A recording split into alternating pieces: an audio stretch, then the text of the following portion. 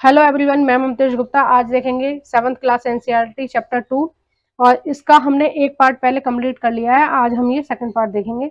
आइए शुरू करते हैं। क्वेश्चन नंबर 15, प्रतिहार वंश के संबंध में कौन सा कथन सत्य नहीं है? ए, उन्हें गुज्जर प्रतिहार भी कहा जाता था। बी, उनका उद्भव गुज्जर राष्ट्र या राजस्थान में हुआ था। सी, ये जन्म से ब्राह्मण थे। डी, त्रिपक्षीय संघर्ष में अंत में इनकी हार हुई। तो देखिए बाकी के जो तीन हैं उनका आंसर ये तो बिल्कुल सही है। तो जो गुज्जर प्रतिहार वंश था उसको प्रतिहार वंश को गुज्जर प्रतिहार भी बोलते हैं। इनका जो साम्राज्य था, इनके जो राज्य था वो राजस्थान में हुआ था, या गुज्जर राष्ट्र भी बोलते थे पहले राजस्थान को। और ये जन्म से ब्राह्मण थे और इन्होंने क्या किया था, हिरण्य गर्भ नाम का एक अनुष्ठान करा के ये अपने आप को क्षत्रिय बना लिया था और राजस्थान में अपने राजवंश की स्थापना करी थी, गुज्जर प्रतिहार। लेकिन ये वाला जो ऑप्शन है ये वाला गलत है कि अंत में इनकी हार हुई थी। इनकी हार नहीं हुई थी, त्रिपक्षीय संघर्ष में इनकी जीत हुई थी। ठीक है, और त्रिपक्षीय जो संघर्ष था वो किसके ऊपर था? वो कन्नौज के ऊपर था। ठीक है, नेक्स्ट देखते हैं। और देखिए त्रिपक्षीय संघर्ष के बारे में मैं बताऊं कि त्रिपक्षीय संघर्ष में एक तो राष्ट्रकूट थे, पाल थे और गुज्जर प्रतिहार थे। ठीक है, इन तीनों के बीच संघर्ष रहा था बहुत सारे सालों तक और अंत में जो जीत हुई थी वो गुज्जर प्रतिहारों की हुई थी।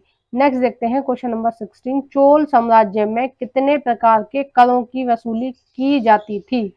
ए 400, बी 300, सी 200, डी 100। तो इसका सही आंसर हो जाएगा 400। 400 कर थे जो जनता से लिए जाते थे। 400 प्रकार के, मतलब अलग अलग था कि छान रखने का अलग कर था, कोई घर बना रहा है उसके ऊपर अलग कर लगता था, शादी समारोह के ऊपर अलग कर लगता था। मतलब हर किसी, मतलब अलग अलग टाइप के कर अलग अलग लोगों पे लगाए जाते थे। ठीक है, ये ऐसा नहीं है कि 400 का प्रत्येक आदमी पे लगाए जाते, प्रत्येक आदमी पर नहीं, अलग अलग समय और स्थान के हिसाब से लगाए जाते थे। क्वेश्चन नंबर 17, चोल बड़े बड़े मंदिरों के निर्माता थे।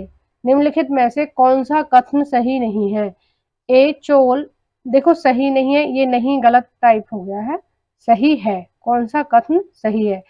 पहला है, चोल मंदिर बस्तियों के अभिकेंद्र थे। बी, चोल मंदिर आर्थिक, सामाजिक और सांस्कृतिक जीवन के केंद्र थे। सी, इन मंदिरों के निर्माण में राजा के साथ साथ प्रजा की भी भागीदारी होती थी। और डी है उपयुक्त सही। तो इसका जो सही आंसर हो जाएगा वो हो जाएगा उपयुक्त सभी। कि जो चोल मंदिर थे वहां पर छोटी छोटी बस्तियां होती थी, क्योंकि मंदिर में जो काम करने वाले लोग होते थे वो कहाँ रहेंगे, मंदिर के आसपास ही तो रहेंगे। इतने बड़े बड़े विशाल मंदिर थे, उनके लिए सफाई वाले अलग थे, उसका प्रशासन देखने वाले अलग थे। ठीक है, अगर आज भी आप साउथ में देखेंगे तो उत्तर भारत की अपेक्षा दक्षिण भारत में बहुत ही विशाल मंदिर हैं और बहुत अच्छे मंदिर हैं। ठीक है, आज भी हैं सारे मंदिर। क्वेश्चन नंबर 18, चोल वंश के बारे में कौन सा कथन सत्य नहीं है? ए, चोल साम्राज्य की स्थापना विजय आल्या ने की, ये ठीक है बिल्कुल। बी, विजय आल्या चोल वंश का सबसे प्रतापी राजा था।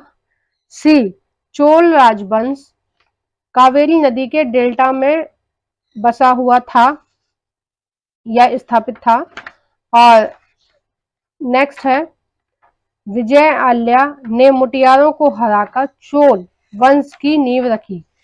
तो इसका जो सही नहीं है वो हो जाएगा बी, कि जो विजय आल्या था वो चोल वंश का सबसे प्रतापी राजा नहीं था।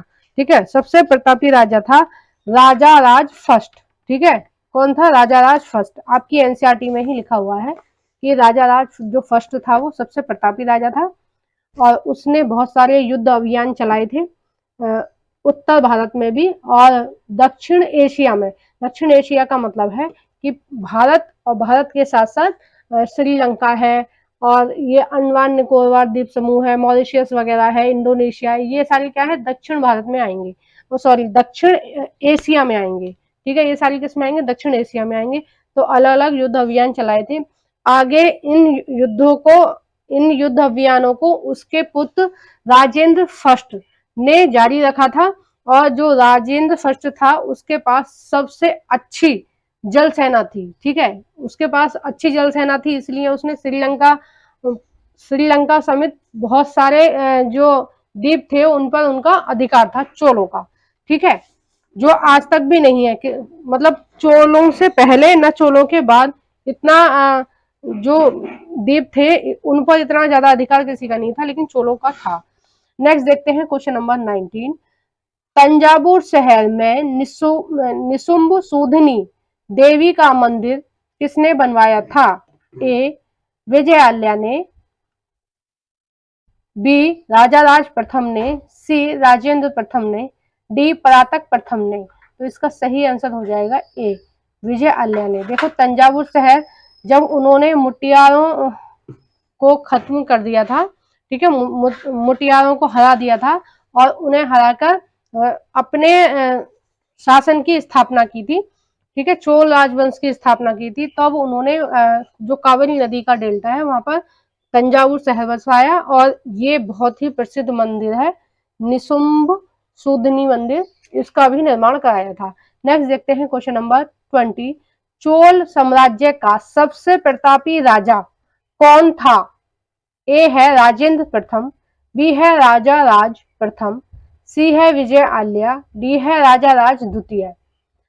तो सबसे प्रतापी राजा मैंने आपको बताया कौन सा था, राजराज प्रथम, ठीक है, कौन था, राजराज प्रथम। नेक्स्ट देखते हैं क्वेश्चन नंबर 21।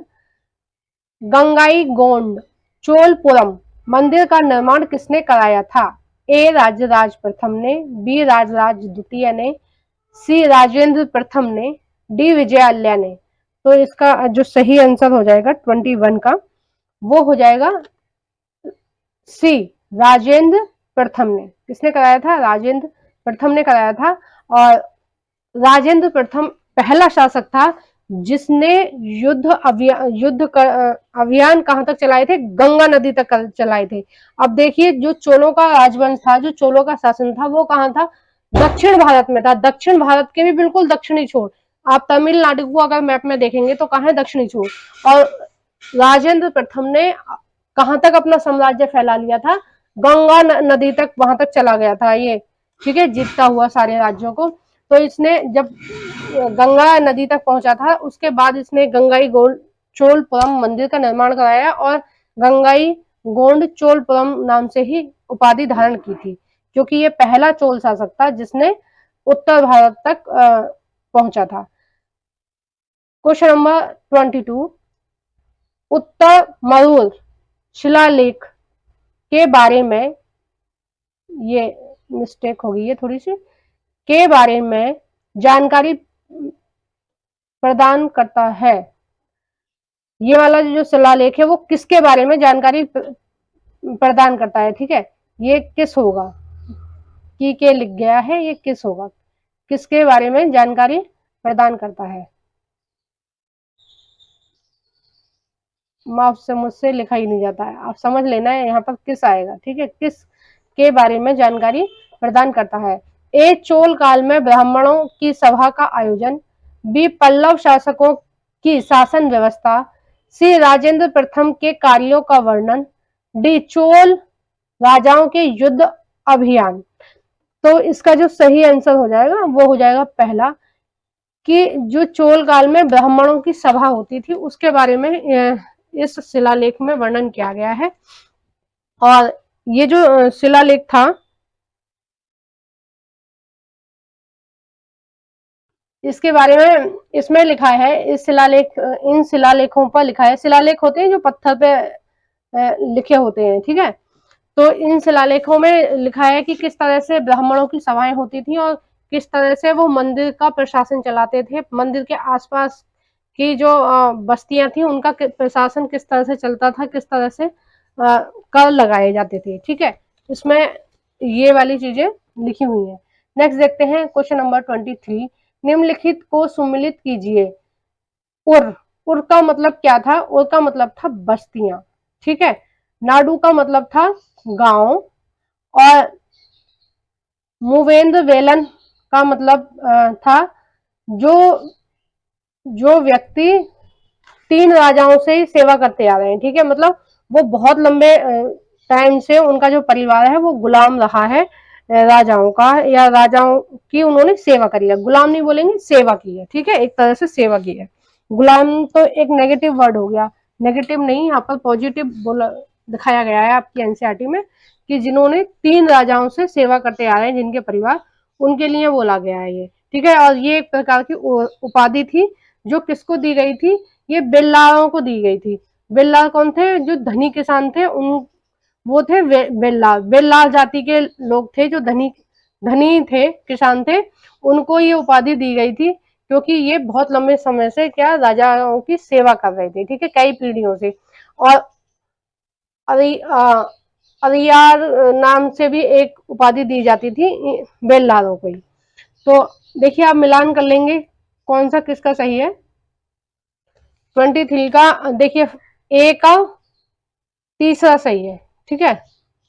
अब ए का तीसरा, 2 है ए के तीसरे में, ए का तीसरा, बी का पहला, बी का पहला। अरे बहुत कंफ्यूज, अच्छा ये तो सेम ही है, देखियो ये तो दोनों सेम ही हो नहीं, ये नहीं है। हाँ, इसका जो आंसर हो जाएगा ये 4 हो जाएगा, ठीक है। देखिए ए का 3, बी का 1, और जो सी है वो हो जाएगा सी का 4, ये वाला सी का 4, और डी का 2, ये वाला नहीं, ये वाला होगा, सॉरी।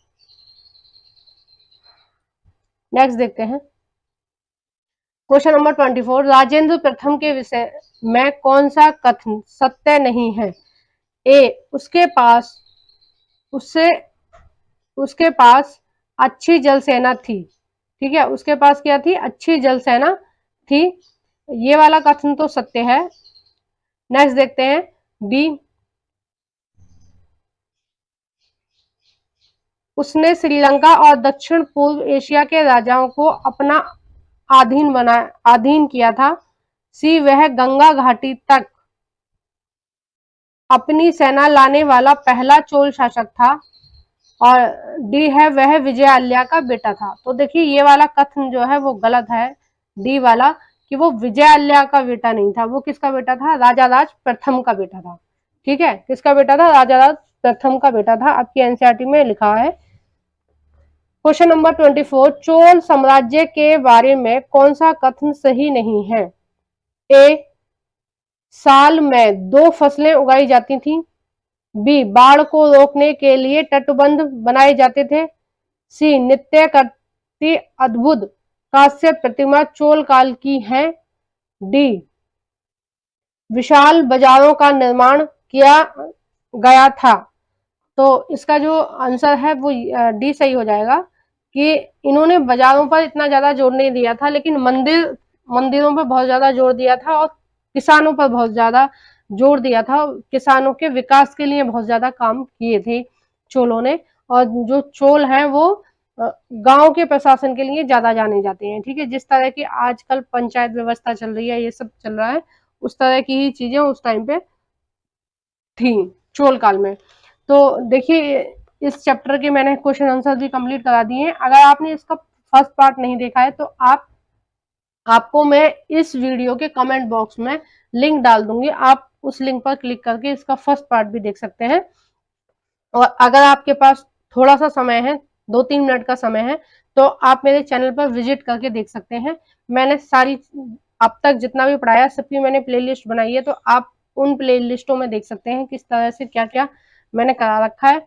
और मैंने पूरी ज्योग्राफी करा रखी है 6 से 8 तक की। पहले थ्योरी कराई है, फिर क्वेश्चन आंसर कराए, एक चैप्टर की थ्योरी फिर एक चैप्टर के क्वेश्चन आंसर, इस तरह से मैंने कराया है पूरे सिस्टमेटिक तरीके से। आपको मैंने प्लेलिस्ट में सब सारी चीजें प्रोवाइड कराई हैं, आप जाकर देख सकते हैं। और इसकी भी प्लेलिस्ट बनी हुई है, उसको भी आप जाकर देख सकते हैं। 2 से 3 मिनट लगेंगी, आप देख सकते हैं, और उससे आपको बहुत ज्यादा हेल्प मिलेगी किसी भी एग्जाम की तैयारी के लिए।